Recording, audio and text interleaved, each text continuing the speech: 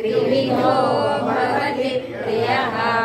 यज्ञस्तपस्तदानानं तेषां वेदमिमं शृणु आयुस्सत्त्वबलारोग्य सुखप्रीतिविवर्धनम् लोकान्नो द्विजते च यः हर्षामर्षभयोद्वेगैर्मुक्तो यः स च मे प्रियः अनपेक्षशुचिर्दक्षातुं धनञ्जय अभ्यासेऽप्यसमर्थोऽसि मत्कर्म परमो भव मदर्थमपि कर्माणि कुर्वन् सिद्धिमवाप्स्यसि तदप्यशक्तोऽसि